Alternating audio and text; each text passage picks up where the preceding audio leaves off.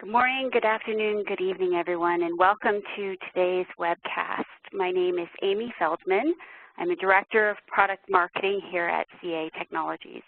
Today I'm going to talk to you about our application performance management solution and our recognized leadership in the Gartner MQ.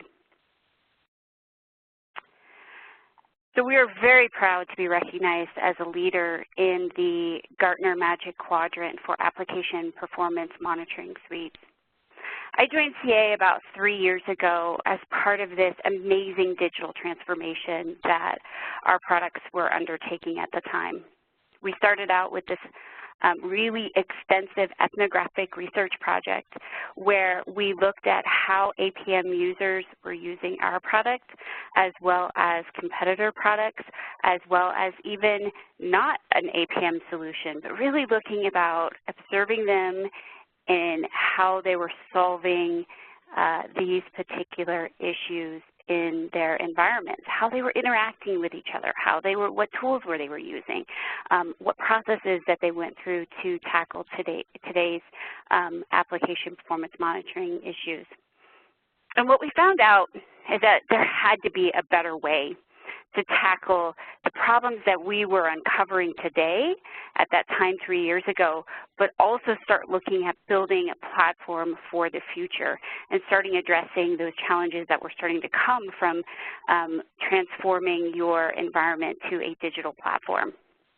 So we focused on a couple key areas. We focused on building a modern APM solution, so looking at automated technology, topology, as well as flow maps to understand these new modern environments, so to understand cloud and containers and microservice-centric architectures and API performance tracing, as well as app-to-infrastructure correlation. We focused on customer-centric and business outcomes, so building dashboards that looked at customer experience with full transactional visibility across all of the digital channels, web, mobile, and wearables. And we centered around advanced analytics and machine learning and artificial intelligence.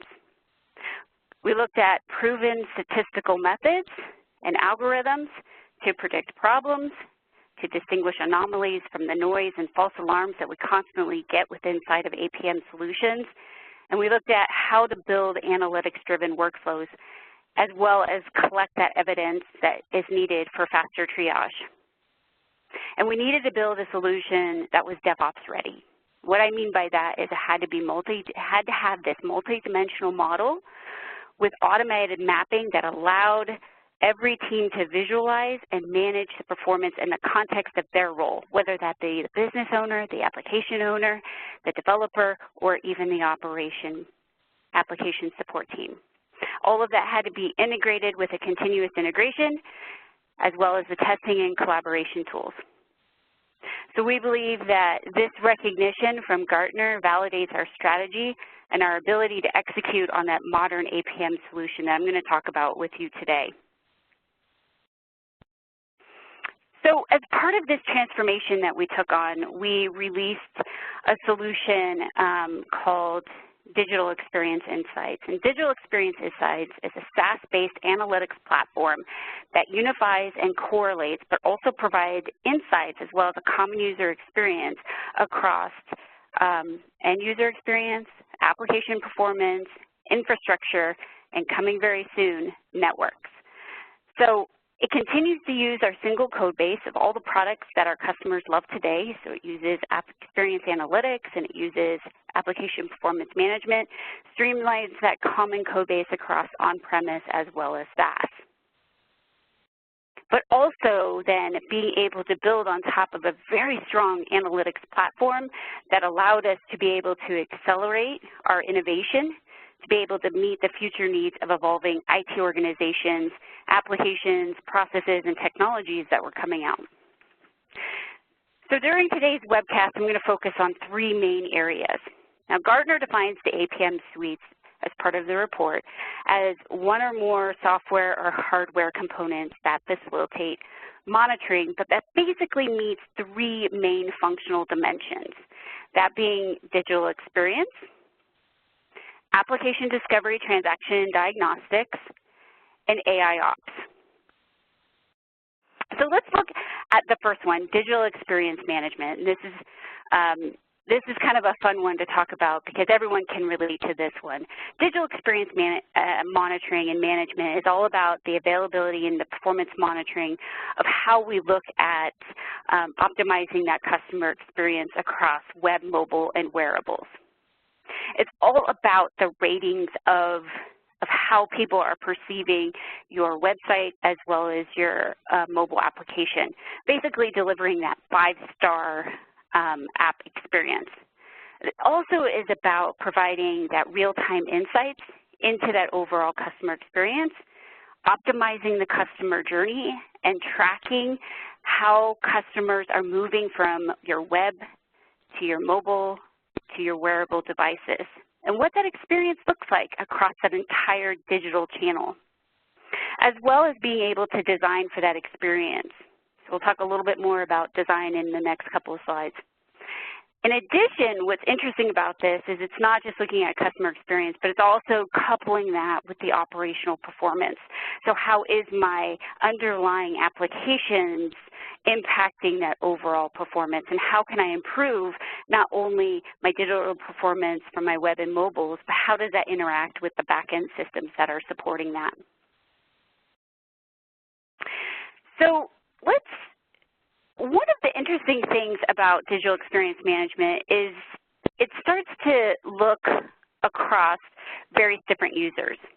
And you really need to look at it from a continuous standpoint. How can I continuously improve my digital experience at every single stage of my application lifecycle? Because each person across this lifecycle, now that you're moving into digital channels and you're pulling in back-end systems, each one of those owners has a different perspective on the world. Your application owners are looking at, are my users are having a great experience? Are they getting that 5-star experience that we're promising them? My operations folks are really interested in, is it performing well? Am I going to get called in the middle of the night if the application is experiencing performance issues? My developers want to know, is my code free of crashes and errors? And can I get the visibility into those crashes and errors? And then finally, your QA and your UX designers are really interested in, is the app flow and the design intuitive enough, or do I need to make changes to optimize that customer performance? Now, in order to deliver that best possible customer experience, you need to have the insights, as I mentioned before, of the operational performance, but also tie that into the user behavior, such as drop-off rates and most popular viewed pages, application flows, as well as the design analytics. Now, having all of that, if you imagine that, all of that information, this is all coming from very disparate data sets. You've got real user insights and performance data, code level visibility, design and visualization changes. And pulling all of those different disparate data sets requires an analytics engine that allows you to be able to do that correlation across the operational and behavioral information to answer these very important questions for your end users.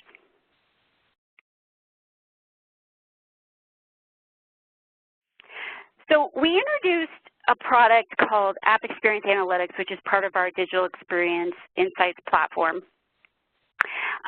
that was designed to meet these needs. It uniquely combines that operational performance to be able to optimize that customer journey, to be able to improve the digital performance, and be able to design for that customer experience. So now, if we take a look at improving and optimizing that customer journey, to improve the overall customer experience, you need to be able to understand what that customer and journey looks like from a correlated aspect across web, mobile, and wearables. Nobody just uses one channel anymore. Most people use an omni-channel approach. They switch from their web back to their mobile device. You need to be able to understand that experience as it traverses across that whole digital experience. It's no longer just about that slow-performing web page, but it's a series of poor-performing interactions that you need to be able to understand.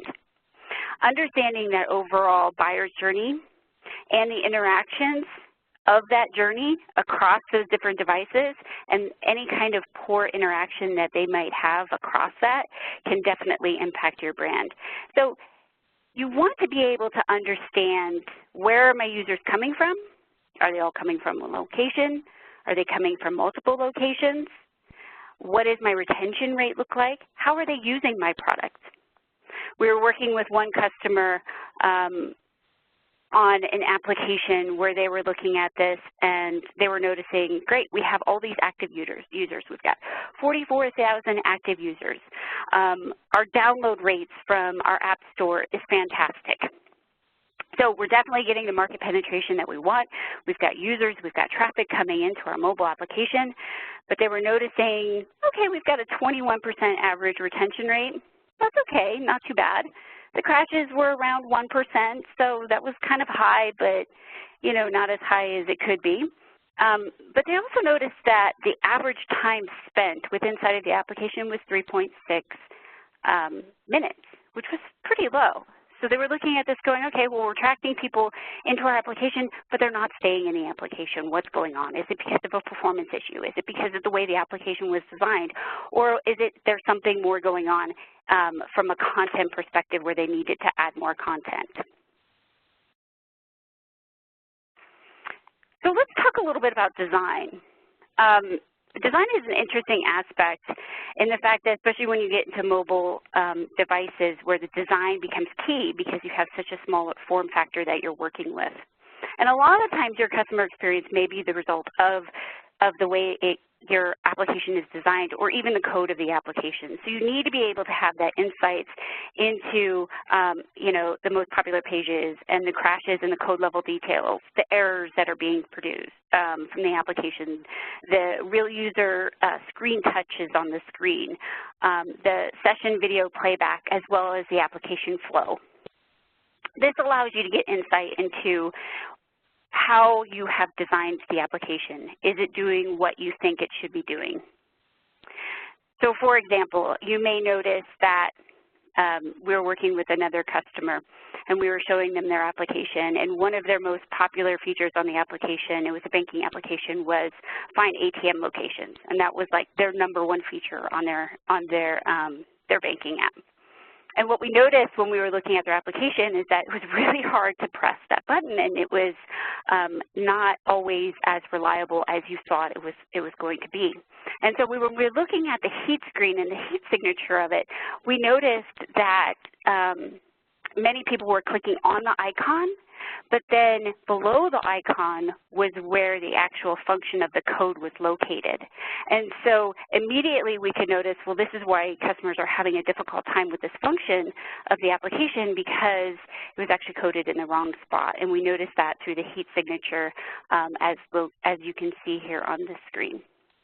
So definitely important when you're looking at your omni-channel experience to be able to understand my application flow, how customers are interacting with my journeys, are the pages that I'm creating meets the expectations of my customers and where they're clicking and how they're interacting with the application, and how can I understand the user interaction to be able to design functionality that meets the expectations of my customers. And finally, application performance does happen. Bad performing apps are still out there and it still impacts customer experience. So we talked a little bit about design and how design is important, and we talked about user retention and being able to understand the full omni-channel experience. But a lot of times it has to do with the performance of the application, and that's why customers get frustrated. So being able to understand and tie in all of those components that we talked about in the previous 2 screens, tying that with the operational performance becomes key and critical when understanding the overall user experience. So being able to understand infrastructure metrics as it ties to that customer experience, my poor performing URLs, my CPU and memory utilization, how is that impacting my customer experience, my mobile app analytics and crashes. Do I have a code, poor performing code that's impacting my mobile application? Is it coming from a device or a carrier that's causing a problem? So understanding all of those metrics helps you to then troubleshoot and pinpoint operational problems that may have an impact to your overall customer experience. Okay, so we talked briefly now about digital experience management and digital experience monitoring. It really becomes key, especially as you start moving into new business models that rely more heavily on new digital platforms and new digital interactions. Now let's talk about the second functional area. The second functional area is all about application discovery, transaction, and diagnostics. And this is the tried and true of application performance management. It's been around since the days of Wiley 18 years ago. But I want to explain how this has evolved a little bit more. So the way that it's defined is that application discovery, tracing, and diagnostics is basically the set of processes designed to understand the relationship between the components of your application and the server and be able to map those transactions to the nodes. It also allows you to provide the deep inspection of methods and to other hosts within inside of the application environment, and allows you that deep analysis into the application's call stack. So this is important as we start moving into this world of modern applications because of the fact that understanding your application environment and having a topology map and understanding the relationship within the components were a lot easier when maybe you had 300, 400, 500 servers. But as we start to move into the world of containers and cloud-native applications, now all of a sudden you went from 300 to 400 containers to about 20, or servers to now about 20,000, 50,000 containers. The sprawl of these environments are now 10 times as much as they ever were before. The ephemeral nature of these environments adds to that complexity of being able to understand the relationships and the components between the applications, the containers, the hosts, and the underlying infrastructure. So we took a step back when looking at understanding typology and said, there's got to be a better way to do this. And I'm going to explain in the next section when we get into analytics all the details about how we address this problem. But first, I just want to show you contextually at a high level what we did to solve this issue. So we're looking at viewing the application dependencies and auto-generating application dependencies from applications to infrastructure and correlating that on a multidimensional data model. Now, I'm going to talk about that data model in the next couple slides.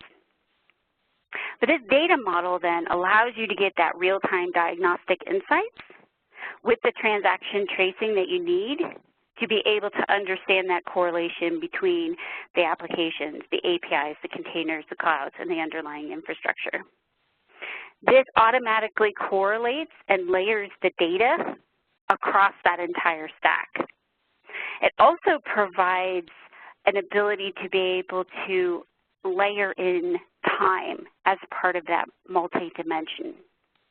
Time becomes a very important aspect when we're looking at how things are changing within the environment. Also, being able to integrate very seamlessly with other new technologies becomes key and important when you're building a multi-dimensional database. For example, I may want to integrate with my continuous application tool chain and my continuous delivery tools. So I may want to integrate with Jenkins. I may integrate with BlazeMeter to be able to see how new builds are rolling out and how that's affecting performance, how my testing scripts align with my overall application performance. And also, you need to be able to quickly discover and map those application components with a technology and technique that allows you to do basically a smart instrumentation across these new technologies and environments. What's really key and important here is it's all about providing context to the layers. And what I mean by context to layers is you can take a look at this map and you're going to look at it and go, I have no idea where I need to start, where I need to look at. It has no bearing on what I do. you need to be able to have a way that allows you to filter and allows you to pivot on the data so that it makes sense to you, just like you would in an Excel spreadsheet and how you might pivot on certain cells to get the information that you want to answer the question that you need to ask. Same is true for a dynamic data model. You need to be able to have that context within the data model so that you can pivot and rotate the model to best fit the needs of your task and your role at hand. So let's take a quick look at the data model. So in this example, I'm looking at a filtered view, and I'm looking at the application infrastructure overview. So I can see my AWS instances, and I can see my Docker containers running with inside of that EC2 instance, and I can see the host that it's running on. I can also see then the application components with inside of those Docker containers. So if I'm an application owner, this is very exciting to me because I can see the socket calls, I can see the servlets, I can see the databases, I can see all of the application components as well as how it correlates to the infrastructure down below. But it's not giving me just an infrastructure view. It's giving me a view that I would want to see as the application owner. I mentioned time before. So the thing that's important about time is by being able to understand time, you can now start logging and tracking certain key things that happen during your timeline. So for example, I want to look at status. I want to be able to track the performance. If something fails, I want to be able to log that. I want to be able to look at topology changes. So if my Docker containers go from one instance to another, I want to know that. I want to be able to document that as part of my time series. The other thing that we're showing here as part of time, you can see here, is any kind of attribute changes that may have occurred. And an attribute change in this instance is integrating with Jenkins. And so a new build has just been pushed out into the environment. And you can see a series of builds that have been pushed out. I can also see that the series of builds on a time graph in relationship to performance problems. So here I can see, well, I started to experience some performance problems, and if I look back into my timeline, I can see that a new build was, build 124, was pushed out into my environment. And when this new build was pushed out into an environment, I started to experience performance problems. That gives me a pretty good idea that I should go back to this build and see what was changed within here and resolve that issue. The other thing with application discovery, components, and transactions is then being able to give you the detailed information to help you diagnose. So I did see, yep, I had an issue with a build that was pushed out. It looked like there was a new servlet that was added, or my servlet is having an issue. I want to be able to see my business transaction breakdown, as seen here. Give me the evidence that supports why I think this is a problem. So here I can see all of my metrics that have been collected, as well as all of those business transactions. I can also then go one level deep and go into the call stack, which is going to give me the summary of all the calls that have been made so that I can see all the components that were called as part of that transaction. And I can see here that definitely there is a servlet call that is taking longer than I would have expected.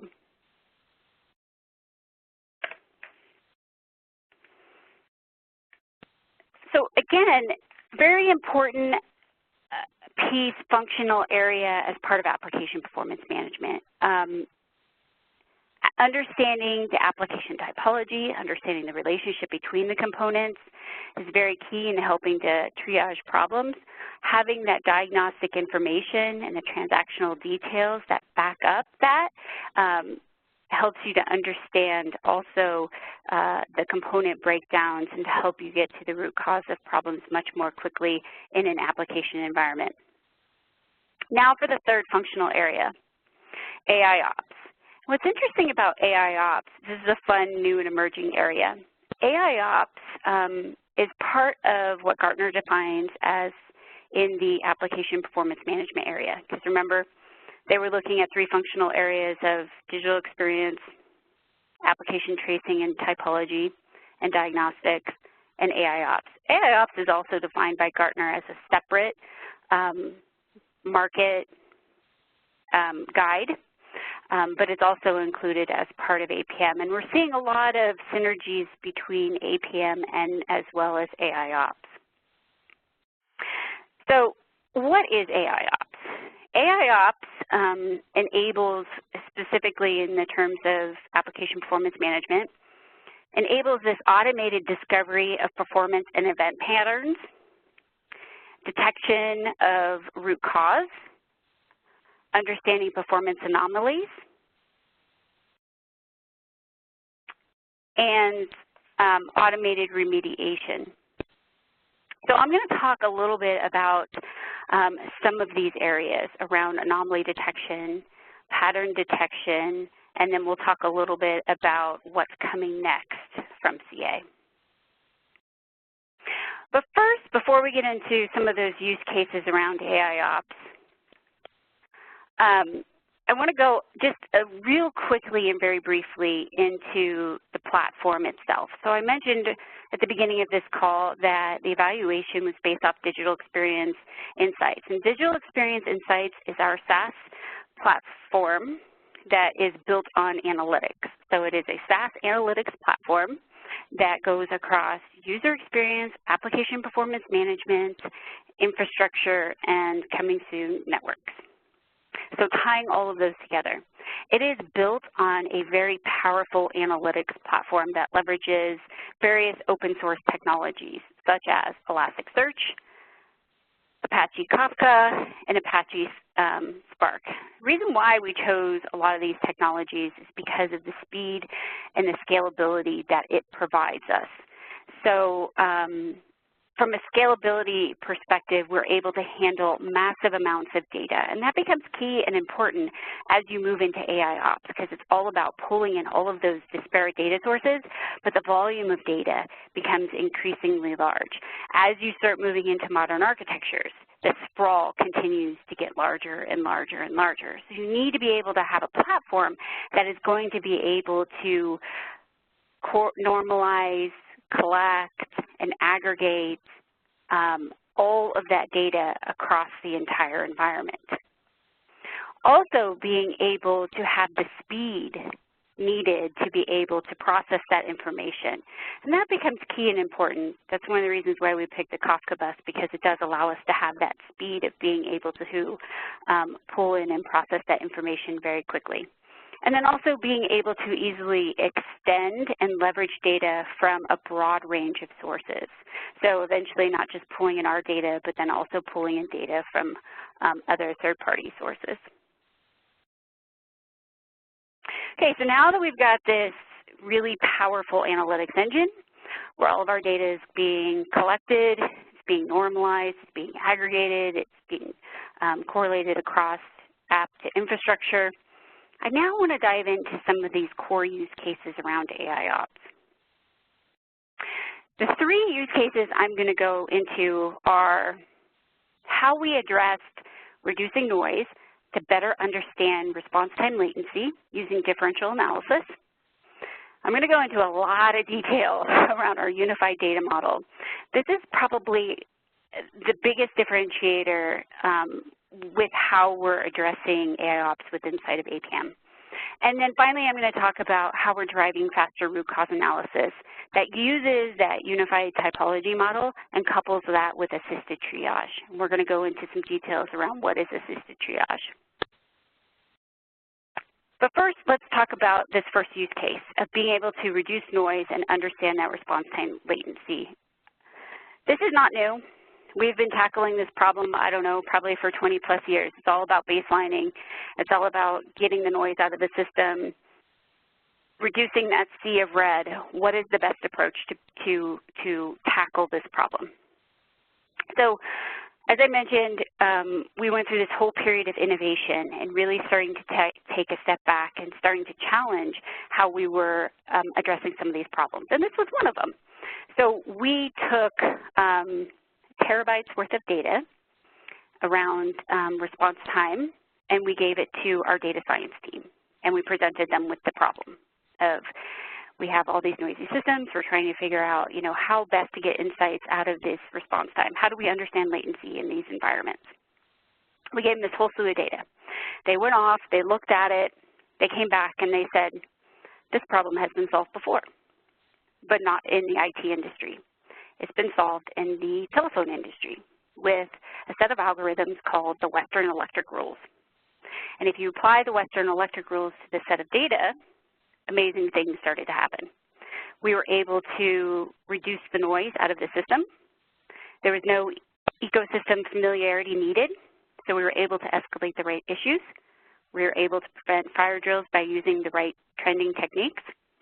And we were able to understand spikes and map those to the instability, but then also be able to visualize that across apps as well as time. So the Western Electric Rules, what it gave us was the ability to be able to measure how wrong for how long. And that's very different than how we were approaching this before, because we do want to be able to understand those big spikes that occur within inside of the system and be able to map and visualize that. But we also wanted to be able to understand those constant reoccurring but low-level hums that occur within inside of the application and be able to notify that, because those are brewing problems that occur. And a lot of times those get overlooked within systems. So those brewing problems then become automatically triggered and captured as part of that transactional tracing. And then also being able to look at medium spikes as they occur through the system and being able to be notified. So that's what the Western Electric Rules allowed us to do. It allowed us to never miss a story during a period of time, which an application suffered the significant changes in performance, and allowed us to be able to understand the spikes that occur within the systems and those anomalies, being able to reduce the noise and being able to focus on what really was an application problem. So what does it look like within inside of the product itself? So you can see here are the shaded areas of expectation and the performance ranges within the average response time. But most of our customers don't actually sit here and look at this. This is all behind the scenes, and we use differential analysis as one of our machine learning analysts that helps to drive our assisted triage engine. And I'm going to talk about that here in a couple minutes. So now let's talk about the unified data model. So I talked about before about application typology and tracing and being able to create that automated map of all your application components and the dependencies and the interrelationships of those components. Now, we certainly had a typology model before, but in our APM 10 release is when we took a brand new approach to this data model. So once again, we took a step back and said there's got to be a better way to be able to map these application typologies. And so we looked at using graph theory. And graph theory is an area of mathematics that studies the nature of networks and complex systems through connections and relationships. And so we actually built our own graphical model.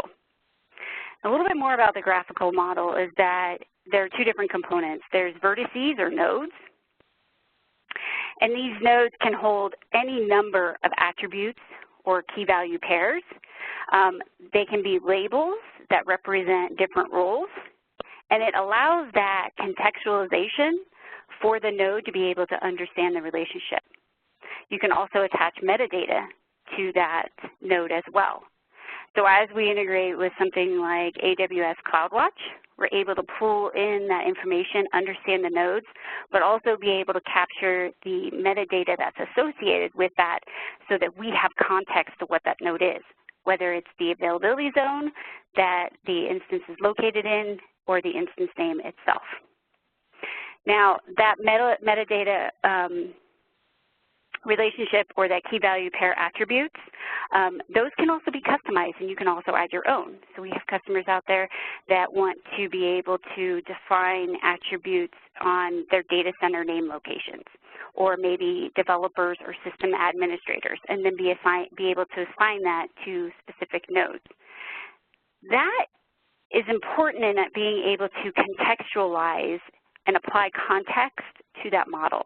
So now all of a sudden I mentioned before that you can pivot and you can change how you're looking at the model based off of that metadata or based off of those attributes. So I can look at all of the nodes that are associated with inside of one availability zone or with inside of one data center or that's associated to one developer. So that gives me the context that I need that's in relationship to my role or to my task that I'm trying to do. Now, the second part of this model are the edges. And the edges are the dependencies and the relationships. So they provide the relevant connections between the two vertices. The relationship always has a direction, so there's always a start node and an end node. And the relationships can be navigated in either way. And this is also important in being able to do the correlation across the entire stack. Okay, so when developing, there we go. When developing this graphical model, we were guided by a number of principles. There are 4 different principles that we were looking at when we were developing this new typology model. One was it had to be flexible and agnostic. So it had to have the capability of understanding complex properties and relationships within and across multiple data types, including the logical and the physical systems, but also be able to look at large volume and a large variety of data that's consumed by all these monitoring systems. So it had to be big enough to be able to have that flexibility to take on as much data across various different data sets as it possibly could. It had to be post-deployment extensible. So it had to have a future-proof ability with inside of APM. So any new technology that came on or any new data types that came on, for example, like Docker or Kubernetes or even the next big thing that's going to come out in a couple of years, it had to be flexible enough to quickly incorporate that into the model without enforcing the need to manually identify tags or other elements with inside of the actual model itself.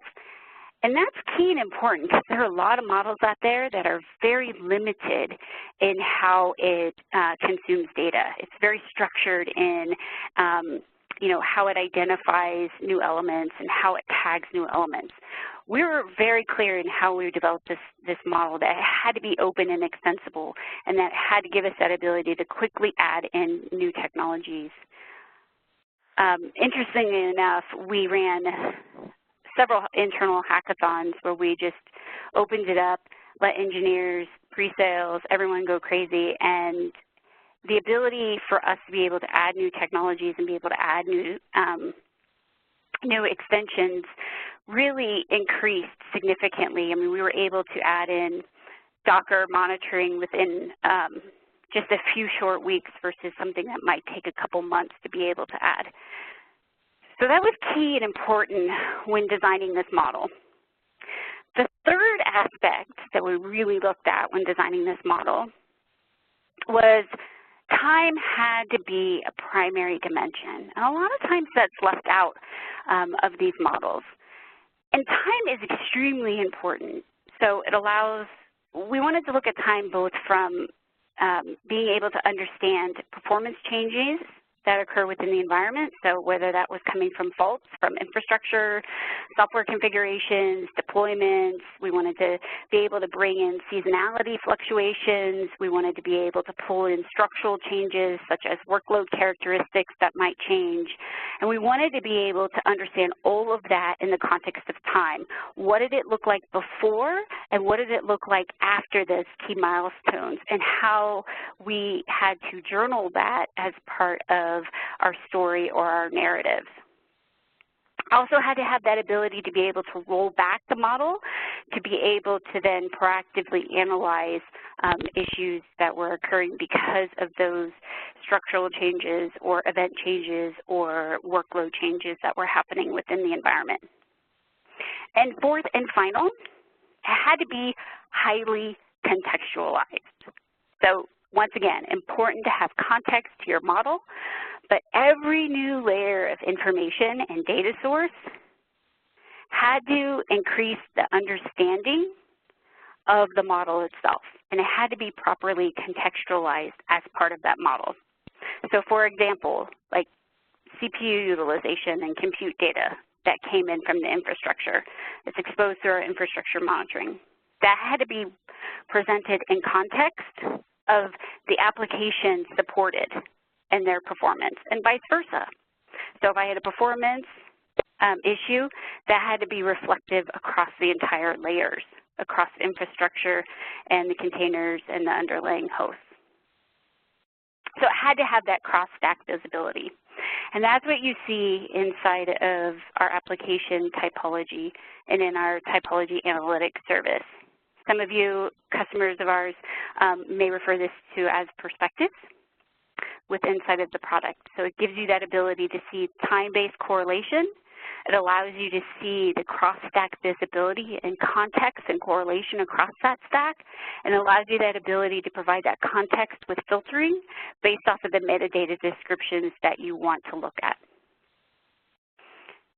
Now, what's fun about this model is once we started explaining this model to various analysts in the industry, the light bulb goes off, and they go, wow, once you get this, the amount of AI that you can apply to something like this is amazing, right? You can start doing graphical typology analysis, and you can do, causal analysis.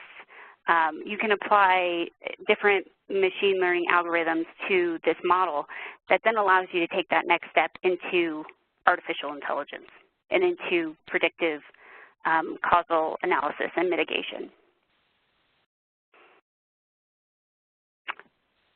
So a model is just not enough. You need to then build out additional aspects to the model, really start to leverage that model. So we came up with assisted triage. And assisted triage allows us to be able to provide this sandbox environment for machine learning analysts that looks at how we can apply those machine learning analysts to the typology and how we can pull the events, the typology, and the machine learning analysts all together and be able to analyze that to be able to predict problems. I'm going to take a step back here and talk a little bit about machine learning analysts. The machine learning analysts within inside of assisted triage have access to the data model, and they have certain characteristics that are part of each analyst. So there are very different analysts. They all have their own tasks that they're associated with, and they all have their own characteristics that they're looking at with inside of the model and with inside of the application environment. So for example, it may be looking for death by 1,000 cuts, or pig in a python, or a JVM memory leak. All of those application issues that we've seen hundreds and hundreds of times before have certain characteristics built into them.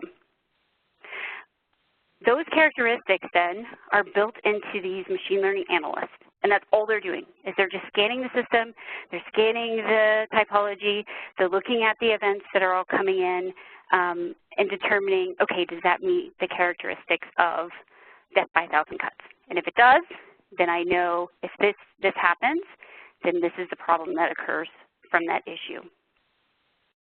And how we built these analysts were really quite interesting. We actually took a lot of our intellectual property and all of the work that we've been doing with our customers over the last several years and what we know about applications and built this into our analysts. What's great about this is that the assisted triage engine provides the sandbox for us to easily and quickly add new machine learning analysts into the environment. So again, what this does, assisted triage, again, provides that sandbox for us to provide these little analysts that are looking for certain characteristics within the environment. It allows us to be able to look at the unified data model or the topology, and as well as be able to look at the events. What it also starts to do is, because it's able to correlate the related attributes within inside of the data model, it starts to build these stories or narratives on emerging conditions, and then it prioritizes and puts context to those stories. And then using those narratives, you can quickly detect if a business is impacting a certain condition or whether it's impacting a certain group or not. So we're constantly looking at that model, determining, okay, well, it looks like there are certain changes that are happening within the model. Those certain changes are having this business impact. I'm going to record that as a narrative. Oh, I noticed that when these certain conditions happen within inside of the model, this happens. And so it's constantly looking and constantly building these narratives to be able to understand emerging issues and conditions. So that's great. Right now I've explained assisted triage, but now we needed a way to make it human readable, because you can't just go in here and look at you know, the undercovers of assisted triage and be able to understand it. So we had to produce it in a way in which people could understand. So we really wanted it to make it digestible, because people are trying to answer certain questions. They want to know which apps and transactions are impacted. They want to know how long the condition has lasted for. They want to know the affected application components, and they want to know the root cause of that application culprit. So if we take a look and try to pull it all together and show you what it looks like within inside of the product, because it's extremely sophisticated underneath the scenes, but a lot of times you don't get to see that. This is what it looks like within the product. We have our typology map that shows my nodes and my vertices, everything coming together, how all the components interact with each other. I also have the ability to be able to provide that context. So I'm able to group and filter by attributes, which is the metadata and the characteristics of those nodes and how we define those. I'm able to filter on those attributes to make sense of this model. I also have the visibility within and across the multiple different layers. So I can look at an application layer, I can look at the infrastructure layer, but I'm not missing out on the correlation between the layers. It doesn't remove that correlation, but it just gives me the information in the context in which I need. And then it also gives me my full path analysis to the deepest point.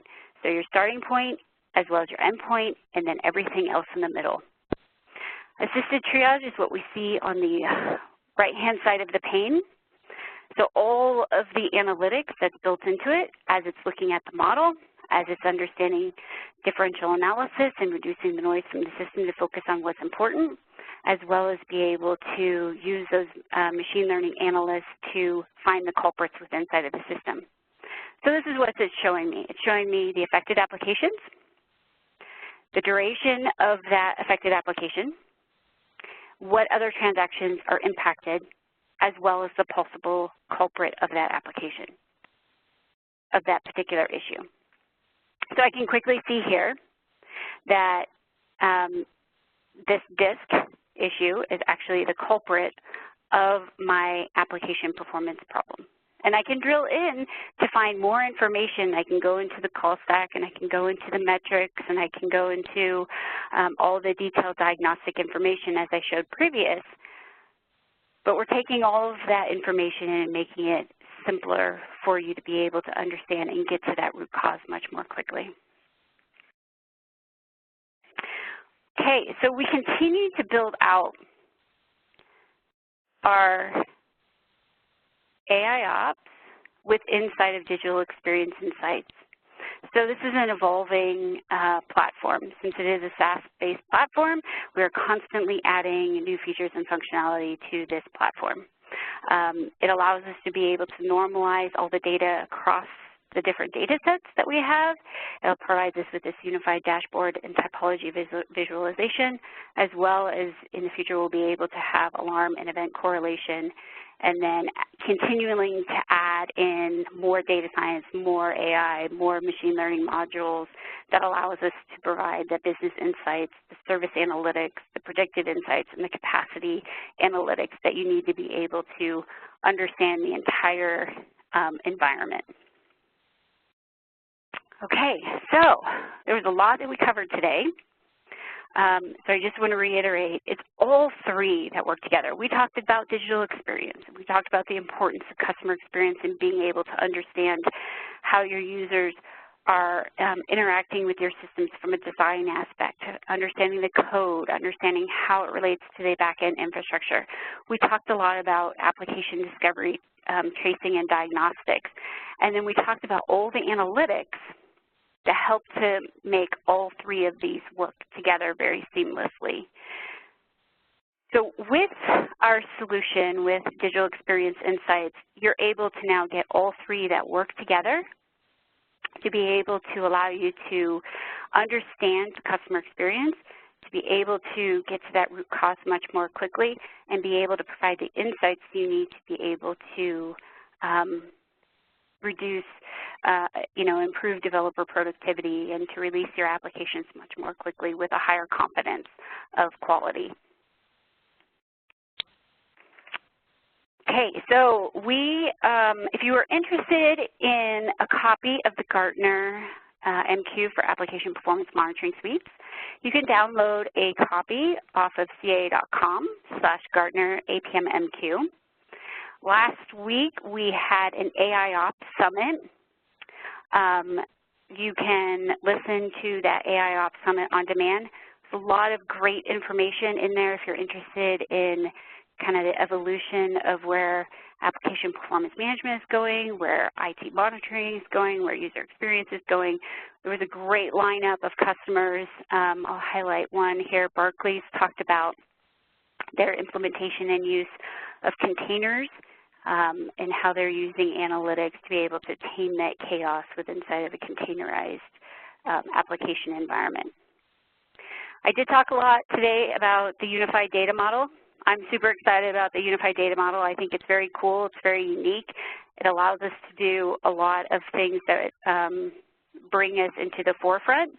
If you would like to learn more about the data model, you can read this white paper, AIOps, Essentials of Root Cause Analysis.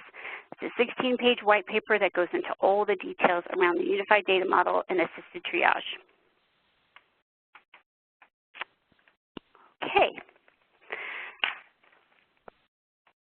So with that, there looks like there was some Q&A. If you have any questions, you can submit your questions in the Q&A chat window that is located on the top right-hand portion of your WebEx screen.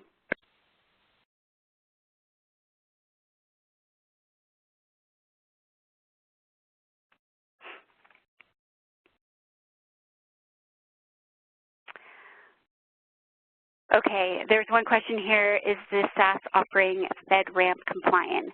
Not at this time, but we're working on that as we speak. Are there any dependencies on other CA products such as CA Spectrum? No, there's no other dependencies on CA Spectrum within inside of our application performance management products. Okay, why would you say you're leaders if you're so the way Gartner describes being leaders is if you're in the leadership quadrant. So we are a leader in the Gartner Magic Quadrant. So there are 4 leaders in general in the Magic Quadrant. We are one of those 4 leaders inside of the Magic Quadrant.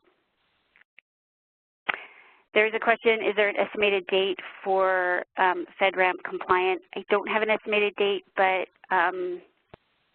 if you put in a chat window your chat with me, your email address, I can get back to you on an estimated date.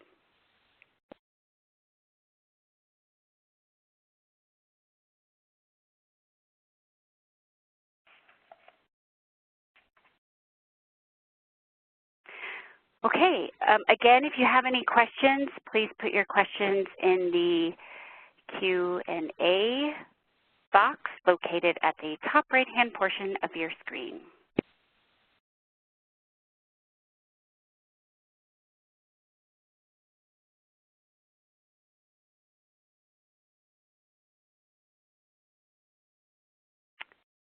There's a question, where is the sniffer in this application? I assume you're talking about like a real user monitoring kind of TAP implementation. We do have a real user monitoring product called CEM that allows us to be able to look at real user experience through the traffic. However, a lot of our application performance management technology is also based off of transactional tracing that is done through bytecode instrumentation, or it's also done through SDKs. So in the case of mobile applications, we have an SDK where we wrap the mobile application and then pull information out of that as well. We also do synthetic monitoring, so from an outside-in perspective, we have synthetic monitoring approaches that allows us to be able to look at transactional information from a synthetic approach. That includes our App Synthetic Monitor solution as well as RunScope, which is specific for understanding the uptime and availability for APIs, as well as the data validation for APIs as well.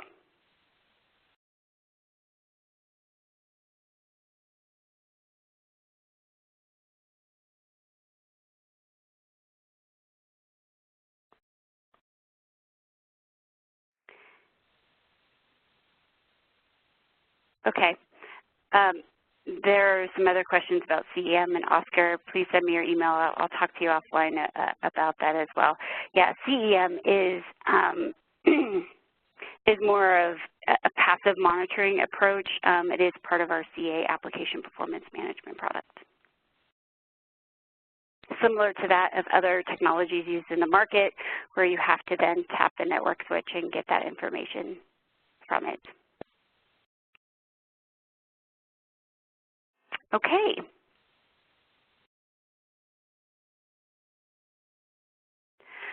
All right, so there's also a question, they would like to get a copy of the presentation, so all of this will be posted on the community site. We'll go ahead and share those links, especially to the Unified Data and Assisted Triage white paper, so you guys can take a look at that. And the recording will be posted as well to the community's website. Okay. So we're at the end of our call today. I'd like to thank everyone for attending today's call, and I hope you learned a lot more about the details and insights of application performance management. And once again, please participate in our communities. We look forward to seeing you on a future communities webcast. Thank you very much, and have a great day. Thank you, Amy.